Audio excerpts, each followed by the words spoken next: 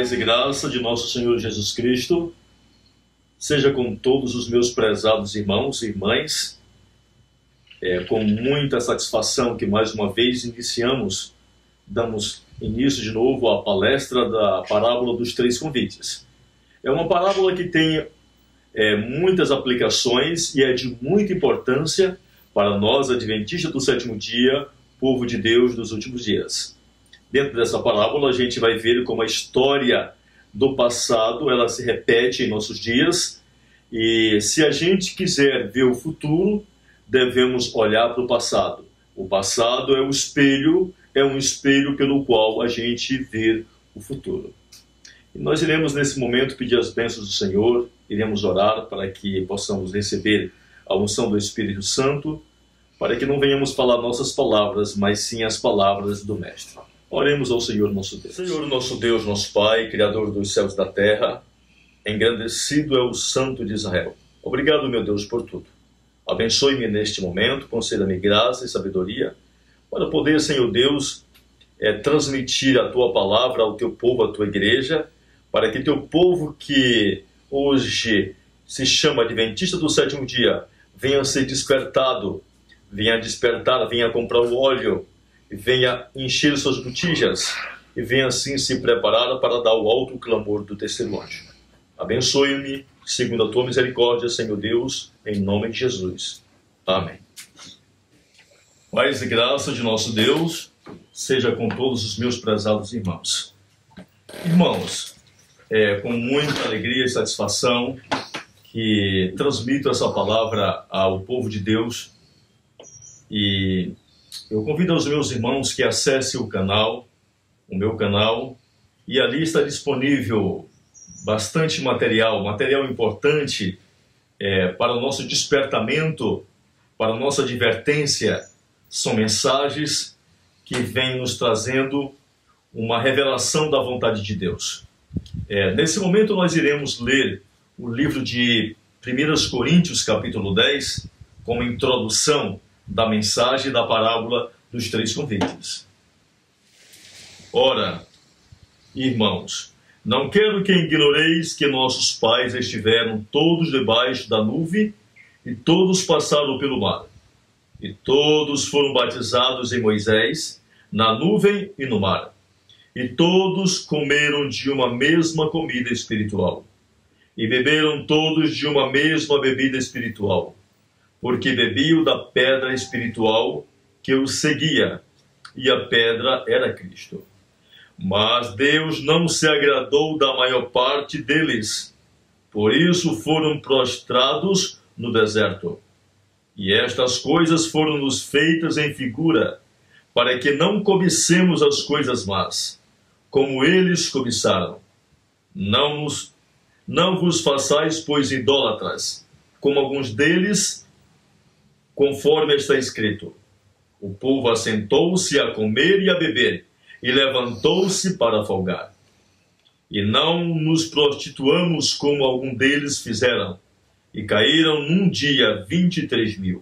E não tentemos a Cristo como algum deles também tentaram, e pereceram pelas serpentes. E não murmureis como também algum deles murmuraram, e pereceram pelo destruidor. Ora, tudo isto lhes sobreveio como figuras, e estão escritas para o aviso nosso, para quem já são chegados os fins dos séculos. Prezados irmãos, o apóstolo São Paulo, ele vem narrando, ele vem contando a história do povo de Israel, desde sua saída do Egito, basicamente a terra de Canaã. E a gente vê que o apóstolo São Paulo aqui, ele faz várias advertências. E ele diz aqui no livro de 1 Coríntios, que a história do povo de Israel foi escrita, e foi escrita para o aviso nosso, para nós que hoje vivemos nos últimos dias. Que história é essa? Que relato do povo de Israel? Então nós, como povo de Deus, adventista do sétimo dia, se nós desconsiderarmos em estudarmos a história do povo de Israel, nós estaremos eu diria, irmãos, estaríamos perdidos. Então, cabe a nós, hoje, nesses últimos dias, revermos a história do povo de Israel, todos os seus altos e baixos. Ellen G. White, no livro de Materiais, de 1888, a página 270, ela diz o seguinte: o Senhor me apresentou assuntos que são de urgente importância para o tempo presente e que se estende ao futuro. As palavras foram me ditas com vigor. Escreve num livro as coisas que tem visto e ouvido, e deixa-o ir a todas as pessoas, pois o tempo está próximo e que a história passada se repetirá. Então, Ellen G. White também ela confirma e nos diz que a história do povo de Israel iria se repetir em nossos dias. A apostasia da nação de Israel, a apostasia dos líderes de Israel, a murmuração do povo de Deus, todas as suas rebeliões seriam repetidas no Israel moderno nesses últimos dias. Então, se nós quisermos saber aonde estamos e o que hoje somos, devemos rever a história do antigo Israel. No livro Parábola de Jesus, Ellen G. White, comentando a parábola dos 3 convites, olha só o que ela nos diz. A parábola da vinha não se aplica somente à nação judaica. Ela tem uma lição para nós, Igreja Adventista do Sétimo Dia. Desta geração, Deus concedeu grandes privilégios e bênçãos e espera os frutos correspondentes. Então, a serva do Senhor, a profetisa do Senhor, diz que a parábola da vinha, a parábola dos 3 convites, ela tem uma aplicação para nós, o povo de Deus dos últimos dias. Então, se nós agora estudarmos a história do passado, formos dar uma olhada nessa parábola e ver que ali há uma aplicação para nós. Ali houve 3 convites. Um convite direcionado à nação judaica. Um convite direcionado ao povo. E o terceiro e último convite aos gentios após o ano 34. Os 2 primeiros convites foram dados antes do ano 34. Enquanto o povo de Israel ainda era o povo de Deus. E interessante, irmãos, que aquele povo que se dizia ser o povo de Deus, eles estavam em tremenda apostasia, cometendo todos os tipos de abominações. E Ellen G. White, ela chega a dizer no livro Desejado de Todas as Nações que eles haviam se tornado em representantes do diabo. Mas mesmo assim, a profecia ainda se estendia a ele. A profecia das 70 semanas de graça ainda para o povo de Israel. Nós devemos ser estudiosos das profecias. Se nós não estudarmos as profecias e formos atrás dos nossos impulsos, daquilo que nós vamos ver, nós iremos nos perder. Ellen G. White, a Bíblia diz que nós não devemos julgar segundo a carne, ou seja, não devemos agir segundo os nossos impulsos, mas baseado no assim diz o Senhor. O texto que acabamos de ler foi Parábola de Jesus, página 291 a 296, em Parábola de Jesus. Os guias judeus olhavam com orgulho ao magnífico templo e aos ritos imponentes de seu culto religioso, mas careciam de justiça, da misericórdia e do amor de Deus. A glória do templo, o esplendor do culto, não podia recomendá-los a Deus, porque aquilo que somente tem valor a seus olhos, não lhes ofereciam. não lhes apresentava o sacrifício de um espírito contrito e humilde. Quando se perdem os princípios vitais do reino de Deus, é que as cerimônias se tornam múltiplas e extravagantes. Então a Bíblia mostra aqui, a palavra de Deus, o Espírito de profecia, que o povo de Israel, eles não tinham mais o Espírito de Deus. Então agora, para tapar a lacuna, eles começaram agora a fazer as cerimônias com muita pompa. E Ellen G. White, ela diz bem claro aqui: quando se perdem os princípios vitais do reino de Deus, é que as cerimônias se tornam múltiplas e extravagantes. Eu tenho plena certeza de que nós estamos vendo isso hoje se repetindo em nossas igrejas.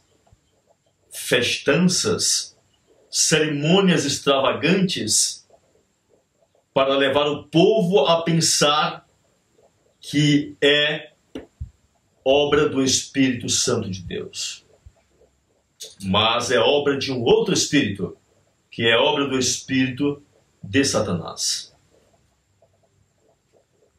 Quando a edificação do caráter é negligenciada, quando falta o adorno da alma, quando se perde de vista a simplicidade da devoção, é que o orgulho, amor à ostentação, exige templos magníficos, adornos valiosos e cerimônias pomposas.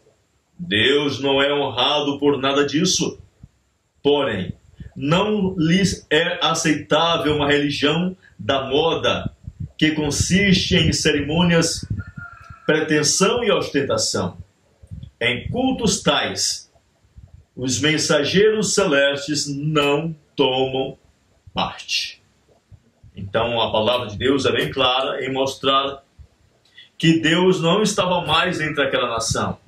E ela traz para os nossos dias e diz: olha, Deus não aceita este tipo de culto, essas cerimônias, esses rocks, esses concertos, como agora mesmo o NASP, ela realiza o Camporim, e ali há grandes festividades de rocks, grande concentração, as mulheres de calças, rocks, os homens, eles pulando, eles gritando.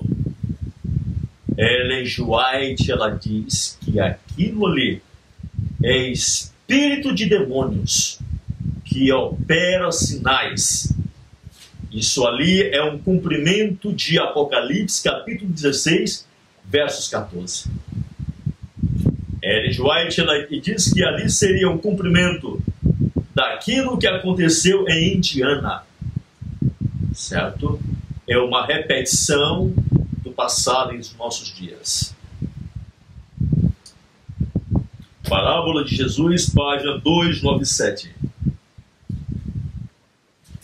Agora, Deus, ele escolhe novos lavradores no ano 27. No ano 27, Jesus se batiza. No ano 27, Jesus agora chama 12 homens. 11 homens. Um veio sem ser chamado, que foi Judas. E diz o livro de Marcos, capítulo 3, versículo 13 a 14, assim: e subiu ao monte e chamou para si os que ele quis. E vieram a ele. E nomeou 12 para que estivesse com ele e os mandasse a pregar. Os guias da nação judaica tinham assinaladamente deixado de cumprir o propósito de Deus para seu povo escolhido, a quem o Senhor tinha feito depositários da verdade, provaram-se infiéis ao seu legado. E Deus escolheu outros lavradores para fazerem sua obra. Em sua cegueira, esses guias davam agora amplo impulso ao que chamavam justa indignação contra aqueles que estavam pondo de lado suas acariciadas doutrinas. Então Deus agora, ele põe de lado os primeiros lavradores, os guias judaicos, os líderes de Israel, os sacerdotes, os escribas, os fariseus. Deus põe esses homens de lado. Ele agora escolhe outros lavradores. E esses novos lavradores, eles começaram a colocar de lado as ideias ou os princípios dos primeiros lavradores. Agora há um choque.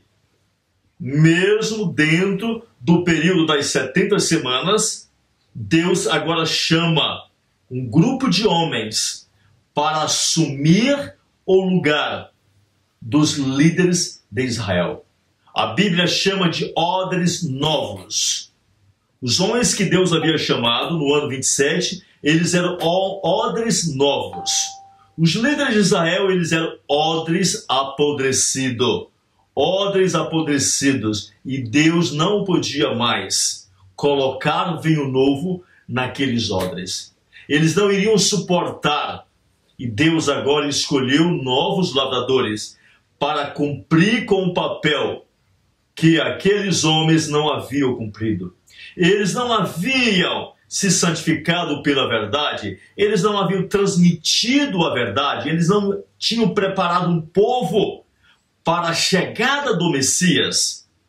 Outro evento que estava bem próximo deles, o derramamento da chuva temporã, prometido no livro de Joel.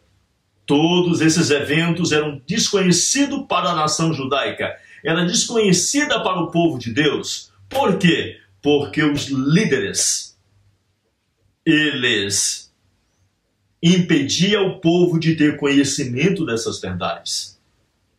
E eles não transmitiam o conhecimento dessas verdades para o povo de Deus. A nação de Israel, o povo de Deus, estavam despreparados para o derramamento da chuva temporã, assim como estiveram despreparados para receber o Messias. Agiu como homens que houvessem perdido razão. Que direito têm esses ensinadores, diziam eles? Alguns deles, meros pescadores, para apresentar ideias contrárias às doutrinas que temos ensinados ao povo? Eles estão ensinando que Jesus veio com uma natureza pecaminosa? Que é possível viver sem pecar?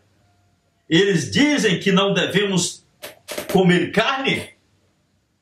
Então, os líderes de Israel, os odres apodrecidos, eles agora começaram a se sentir doídos, a enfrentar os discípulos.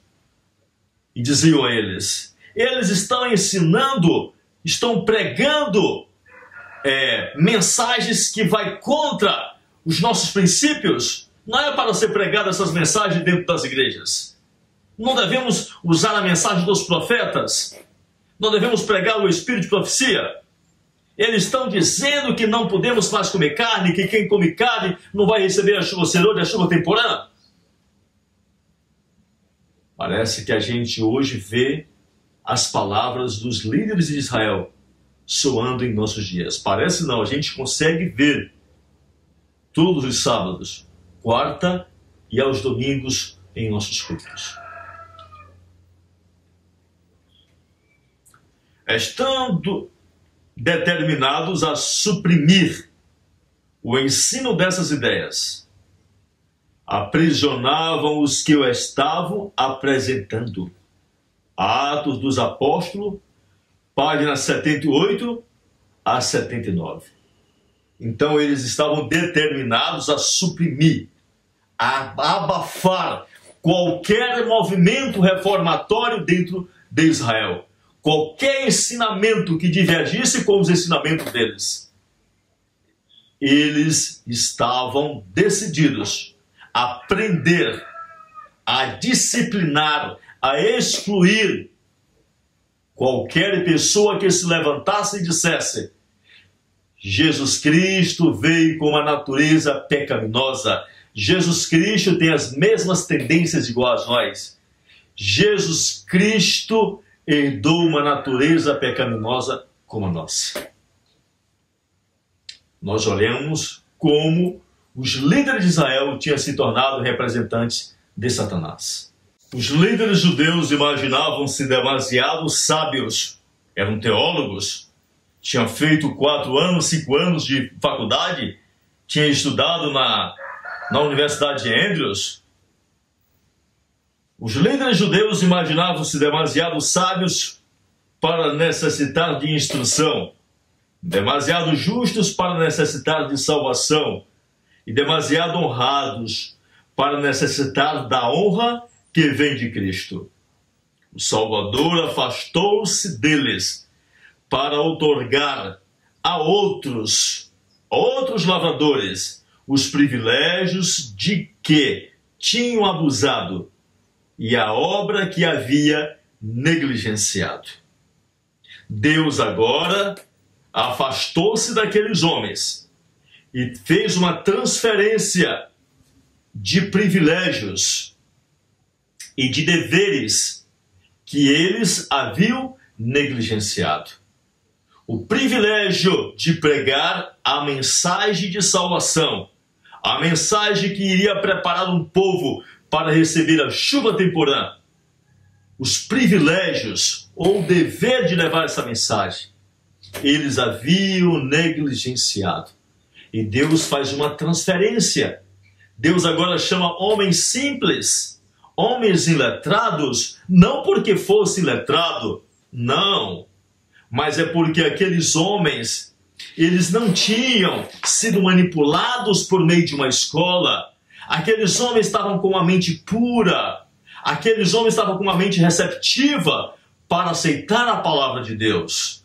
Aqueles homens eram sinceros, aqueles homens Deus podia usar. Não porque fossem letrados, não, mas é porque a mente daqueles homens ainda não tinha sido corrompidas e nem iria se corromper, porque aqueles homens, eles não tinham ido para a escola dos profetas. Eles não tinham se corrompido nas escolas de teologia da sua época.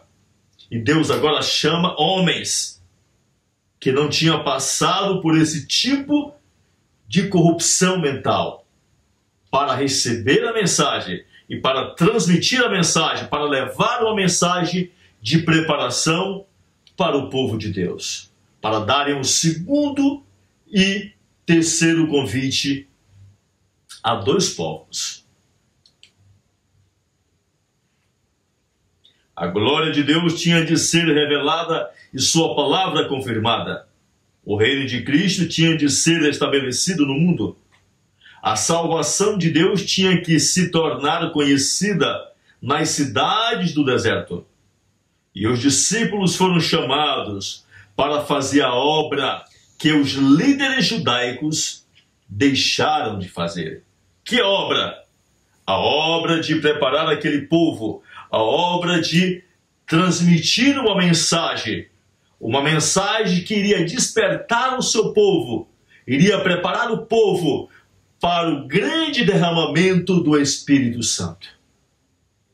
O povo de Israel estava desprovido de preparo para receber o batismo do Espírito Santo no dia de Pentecostes. Da mesma forma como o povo de Deus hoje, adventista do 7º dia, está desprovido de preparo para receber a chuva cerúlea que Deus quer derramar, que Deus já intentou derramar em 1888, mas por rejeição por parte da liderança, o povo de Deus hoje desconhece completamente essa mensagem. É muito triste. É muito triste.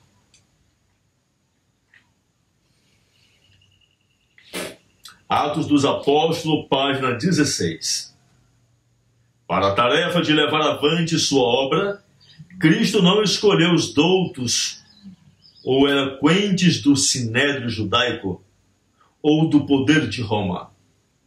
Passando por alto os ensinadores judaicos, cheios de justiça própria, O mestre por excelência escolheu homens humildes e letrados para proclamarem as verdades que deviam abalar o mundo.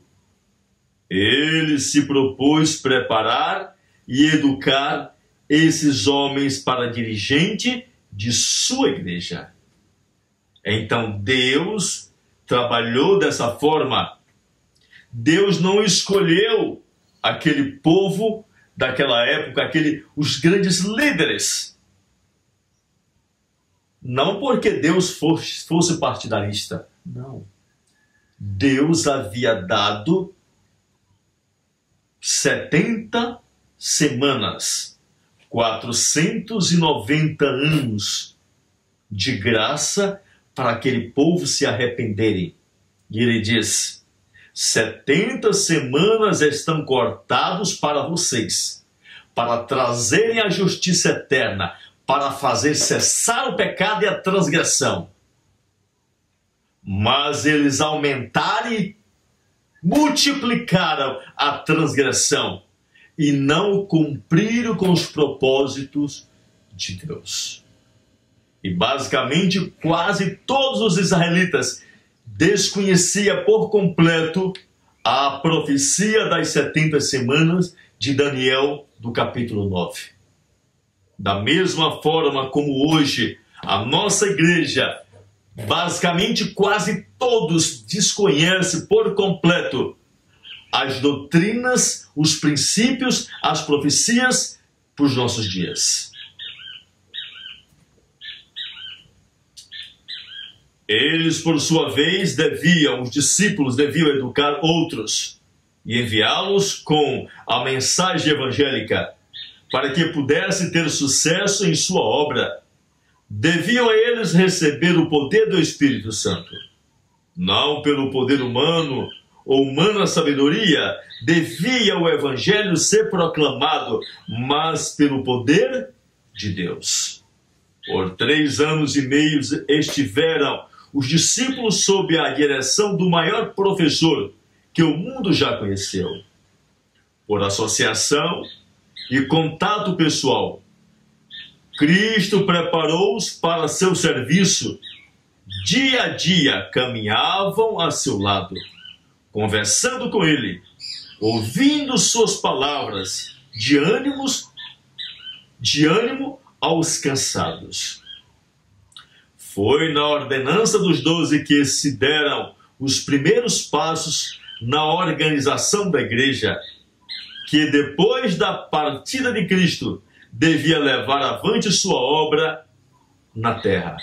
A respeito desta ordenação, diz o relato: e subiu ao monte e chamou para si os que ele quis, e vieram a ele. E nomeou 12 para que estivesse com ele, e os mandasse a pregar. Considerai a tocante cena. Vede a majestade do céu tendo em torno os 12 por ele escolhidos. Logo os separara para a obra que lhes destinou. Por meio desses débeis instrumentos, mediante sua palavra e espírito, ele se propôs colocar a salvação ao alcance de todos. Com alegria e júbilo, Deus e os anjos contemplavam esta cena. O Pai sabia que, por intermédio desses homens, a luz do céu haveria de brilhar, que as palavras por eles ditas, ao testemunharem de seu Filho, haveriam de ecoar de geração em geração até o fim dos séculos. Atos dos Apóstolos, página 17 a 19. Então Deus escolheu esses débeis homens. Eram homens humildes, eram homens sinceros, com muitos defeitos de caráter. Mas não havia defeito nas doutrinas, defeito nos princípios. Eles eram receptivos para aceitar as repreensões, aceitar as admoestações, os ensinamentos de Cristo. Eles eram aptos para aceitar a verdade. Defeitos eles tinham. Ellen White, ela diz que eles tinham uma variedade de defeitos, mas eles eram sinceros e Deus viu sinceridade e viu que eles iriam aceitar a palavra e seus corações seriam mudados, seriam transformados. Qual era a missão destes novos lavradores? A palavra diz: vá para as ovelhas perdidas da casa de Israel e pregue, dizendo que o reino de Deus está próximo. Cure aos enfermos, purifique os leprosos, ressuscite os mortos, expulse os demônios. De graça recebestes, de graças dai. Não vos proveis de ouro, nem de prata, nem de cobre, em vossos cintos, nem de alforje para o caminho, nem de 2 túnicas, nem de alpacas, nem de bordão, porque digno é o trabalhador do seu alimento. Em qualquer cidade ou aldeia em que entrardes, procurai saber quem nela é digno, e hospedai-vos aí até que eu vos retireis. E ao entrardes na casa, saudai-a. Se a casa for digna, desça sobre ela a vossa paz. Mas se não for digna, torne para vós a vossa paz.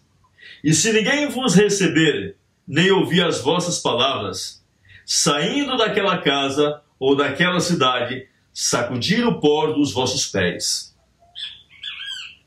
Mas a história não termina aqui.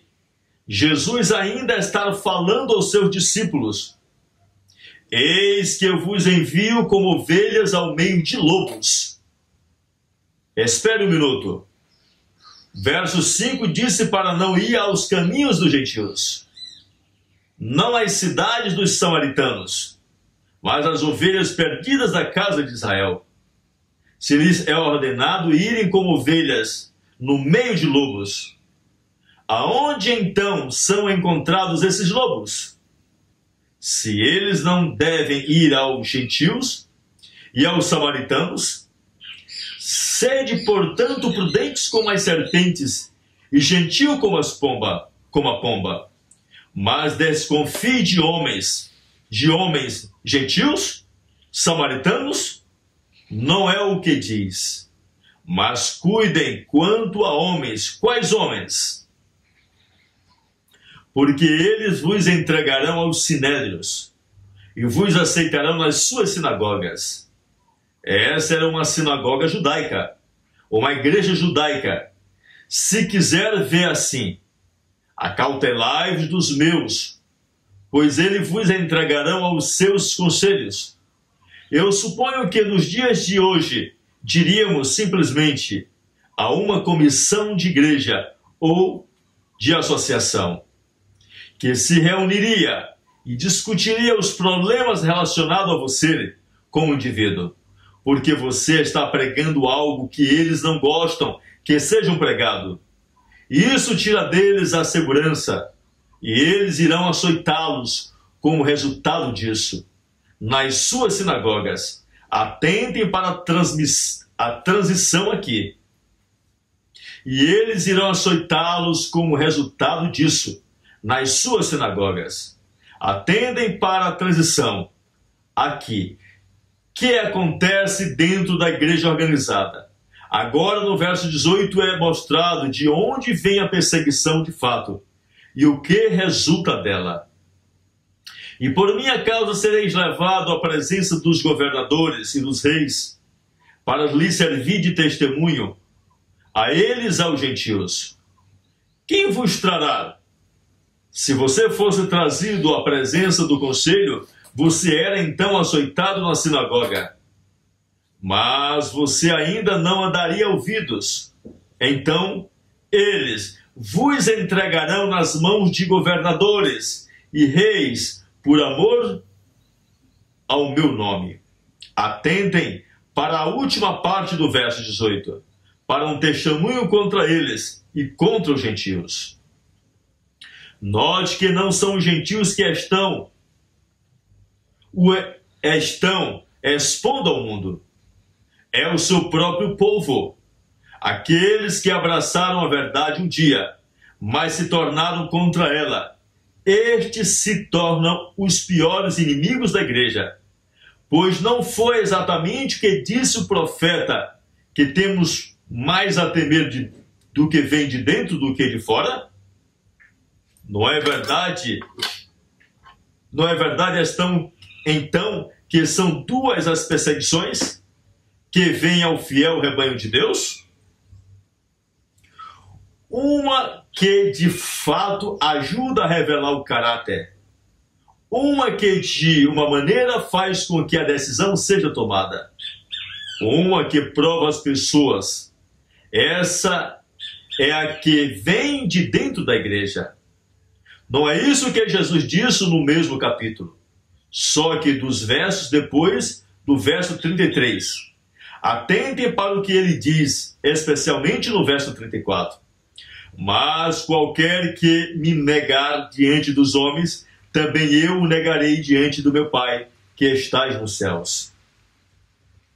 Estes novos lavradores deviam dar um convite de boas novas às ovelhas que estavam perdidas dentro da casa de Israel.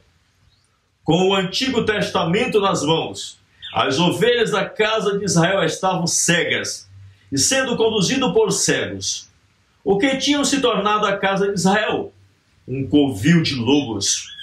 Interessante que eles estavam passando por uma situação pior do que a nossa. Em obediência ao mestre, os novos lavradores foram e deixaram as consequências com Deus. Então, Jesus Cristo, ele chama esses novos lavradores e dá uma comissão para eles. Há uma missão de ir levar uma mensagem para despertar e preparar um povo que tinha sido negligenciado. Antes de Jesus subir ao céu, qual foi a ordem que ele deu aos seus discípulos? Lucas 24, versos 49 diz: E eis que sobre vós envio a promessa de meu Pai. Ficai, porém, na cidade de Jerusalém, no meio dos lobos, até que do alto sejais revertidos de poder. Essa foi a ordem, essa foi a comissão que Deus deu aos discípulos. Ficai em Jerusalém, até que do alto vocês sejam revestidos do poder do céu. Dê uma mensagem, mostre ao meu povo que eles devem se preparar. Os 3 convites. O primeiro convite foi dado à liderança judaica, o segundo aos membros, o terceiro aos gentios, após o ano 34. Os 2 primeiros convites foram dados dentro do período das 70 semanas. Deus queria reformar seu povo dentro desse período. Não tinha profecia para sair de Jerusalém. Quando se fechasse a porta da graça para eles como igreja, deveriam dar o terceiro convite no alto clamor do derramamento da chuva temporã para os gentios. Era uma profecia para a nação judaica. E nós temos que ver as aplicações dessas profecias, dessa parábola, para nós, adventistas do 7º dia. Esta parábola tem uma aplicação para o Israel moderno. A parábola dos 3 convites. O primeiro convite de reforma e reavivamento foi enviado à liderança adventista do 7º dia em 1888, por intermédio dos pastores Jones e Wagner. Os líderes eram demasiados orgulhosos.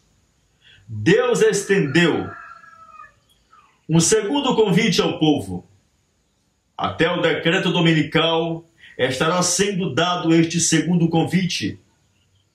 O decreto é o ano 34 para nós, adventistas do 7º dia. Ao sair o decreto, daremos o terceiro convite em alto clamor da chuva serônia aos gentios. Vamos continuar o estudo com o coração humilde e veremos como não temos profecia para sair de Jerusalém, a não ser que estamos com medo dos lobos e queremos por nossa própria conta formar uma igreja só de ovelhas.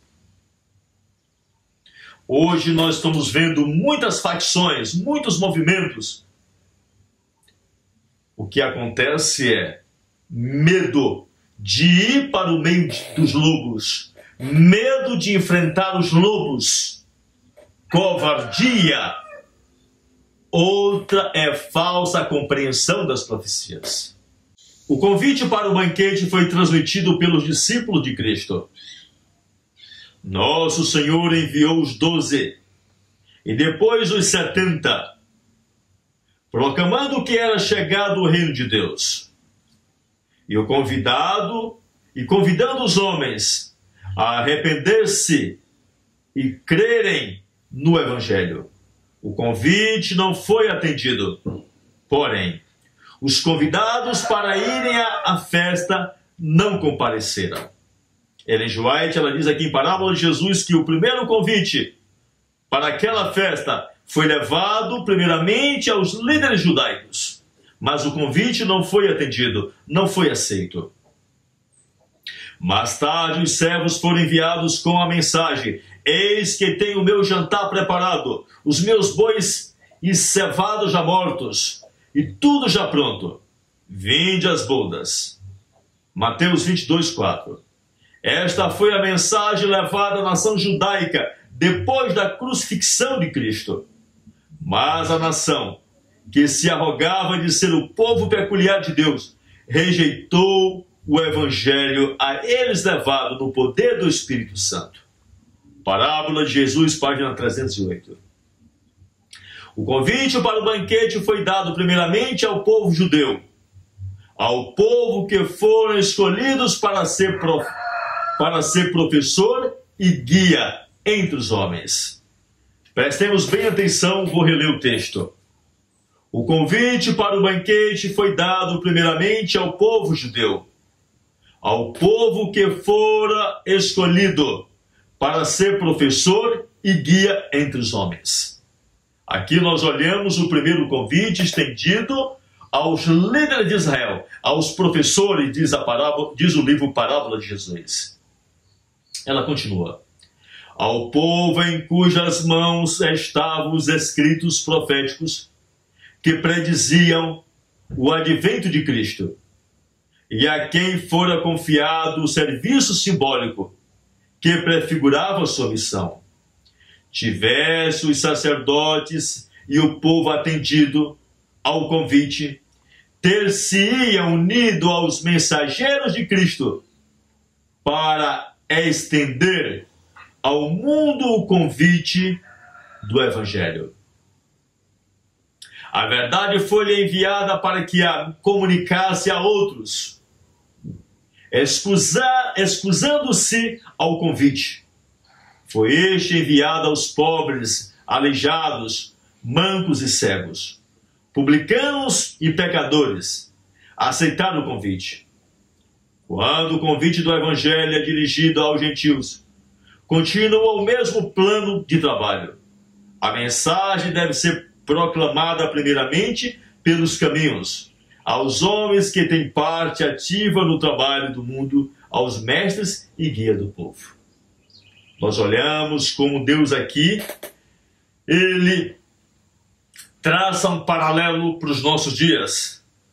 Como essa mensagem, a mensagem de salvação, Deus agora chama os discípulos, novos lavradores, dá uma mensagem. E essa mensagem deveria ser ouvida primeiramente pelos líderes judeus, pelos líderes da nação. Se eles houvessem dado ouvido àquela mensagem, eles teriam se unido com os novos lavradores e eles iriam cumprir o propósito de Deus. O servo que fez entrar os pobres e cegos disse ao mestre: Senhor, feito estar como mandaste, e ainda há lugar. E disse o Senhor ao servo: sai pelos caminhos e atalhos, e força-os a entrar, para que a minha casa se encha. Aqui nós estamos olhando o terceiro convite. Cristo apontou aqui a obra do Evangelho fora dos limites do judaísmo, nos caminhos e valados do mundo. Obedientes a esse mandado, Paulo e Barnabé declaravam aos judeus: era mister que a vós se vos pregasse, desse o primeiro e o segundo convite. Primeiro, a palavra de Deus, mas visto que a rejeitaste, e vós não julgais dignos da vida eterna, e eis que nos voltamos para os gentios, porque o Senhor assim nulo mandou. Eu te pus para a luz dos gentios, para que sejais de salvação até aos confins da terra. E aos gentios, ouvindo isto, alegraram-se e glorificavam a palavra do Senhor. E creram todos quanto estavam ordenados para a vida eterna. Parábola de Jesus, página 226. Parábola de Jesus, página 309. O terceiro convite para o banquete representa a pregação do Evangelho aos gentios. O rei disse: as bodas, na verdade, estão preparadas, mas os convidados não eram dignos. E depois as saídas dos caminhos e convidai para as bodas a todos os que encontrardes. Parábola de Jesus, página 309. Então nós olhamos 3 convites, 2 convites ao povo de Deus daquela época, primeiramente aos líderes, em segundo lugar ao povo. Interessante que os 2 convites não foram atendidos. Somente o terceiro convite houve grande sucesso. O terceiro convite, que foi um convite aos gentios, que foi dado através do derramamento do Espírito Santo do dia de Pentecoste. Milhares eram convertidos em um dia. Nós olhamos esse mesmo paralelo hoje, dentro de nossa igreja. Em 1888, Deus envia um convite de salvação à nossa igreja. Deus reúne os líderes, os principais líderes de nossa igreja em Minneapolis. E Deus agora envia a mensagem da justificação pela fé. Uma mensagem que a igreja havia perdido quando entrou no estado de Laodiceia em 1859. Mas a mensagem foi rejeitada. E a liderança da nossa igreja quis continuar com Agar, dizendo que estava pregando o evangelho, que não necessitava de um outro evangelho. Sendo que o evangelho que eles estavam pregando era um evangelho manco, era um evangelho chamado Agar, um evangelho que não produziria filhos livres, libertos do poder do diabo, da carne e do mundo. Nós agora, hoje, nós estamos no segundo convite. E logo, logo, Deus vai enviar o terceiro convite. Nós devemos hoje nos preparar como povo para que possamos fazer parte entre aqueles que irão transmitir o terceiro convite quando for derramado a chuva serôdia no decreto dominical. Prezado irmãos, pela graça de Deus, o Senhor tem nos conduzido até aqui. E estudemos esse paralelo. Estudemos o cumprimento dessa parábola hoje, em nossos dias, em Israel moderno, na nossa igreja. Estudemos os livros do Espírito de profecia. A nossa cegueira espiritual, irmão, está em não aceitar a correção dos testemunhos, a não aceitar o profeta vivo, em não aceitar a mensagem do céu. Vamos orar neste momento, pedir as bênçãos do Senhor, Que Deus assim nos abençoe, em nome de nosso Senhor Jesus. Oremos ao Senhor. Senhor nosso Deus, obrigado, meu Senhor, por tudo. Abençoe teu povo, Pai, abençoe a tua igreja adventista do sétimo dia. Desperte-nos, ajude-nos, ó Deus, a clamarmos e chorarmos por todas as abominações que é cometida hoje no meio de Israel. Ajude-nos a atentarmos para esse segundo convite, para o convite que hoje está sendo estendido a nós como povo, para nos prepararmos, para darmos o terceiro convite no poder do alto clamor do terceiro anjo. Em nome de Jesus, amém.